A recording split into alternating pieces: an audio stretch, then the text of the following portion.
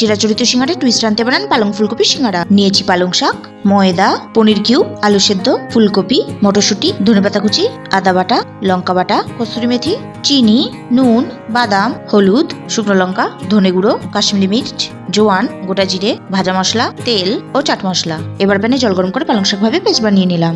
এবার একটা বলে ময়দা, নুন, চিনি, জোয়ান, সাদা তেল দিয়ে ময়াম দিয়ে পালং শাকের পেস্ট দিয়ে মেখে আধ ঘন্টা রেখে দিলাম। এবার কড়াইতে তেল গরম করে বাদাম, শুকনো লঙ্কা ভেজে তুলে নিলাম। এবার পনিরগুলোকে নুন হলুদ দিয়ে ভেজে তুলে নিলাম। এবার ফুলকপিগুলোকেও নুন হলুদ দিয়ে ভেজে তুলে নিলাম। এবার তেল দিয়ে জিরে, শুকনো লঙ্কা ফোড়ন দিয়ে আলু দিয়ে নেড়ে চেড়ে দিলাম নুন হলুদ কড়াইশুঁটি। এখন দিলাম আদা বাটা, কাঁচা লঙ্কা বাটা। এবার কষিয়ে নিয়ে ক্রাশ করা ধনে জিরে গুঁড়ো, কাশ্মীরি মির্চ, চিনি, কস্তুরি মেথি, চাট মশলা, ধনেপাতা কুচি ও জল দিয়ে আবারও কষিয়ে নিলাম। এবার বাদাম, পনির, শুকনো লঙ্কা, ভাজা মশলা, ফুলকপি দিয়ে মিশিয়ে নিয়ে তুলে নিলাম। এবার ময়দার ডো থেকে ছোট ছোট লেচি কেটে নিলাম। এবার একটা লেচিকে বেলে মাঝখান থেকে কেটে জল দিয়ে সাইড দুটো ভিজিয়ে নিলাম। এবার হাফ টুকরোটাকে সিঙ্গাড়ার মতো ভাঁজ করে পুর ভরে জল দিয়ে ভিজে মুখটাকে সিল করে দিলাম। এবার কড়াইতে তেল গরম করে সিঙ্গাড়াগুলো দিয়ে 2 পিঠ গোল্ডেন ফ্রাই করে তুলে নিলাম। এই সিঙ্গাড়া সন্ধ্যে 4-8 টাকে জাস্ট জমিয়ে দেবে।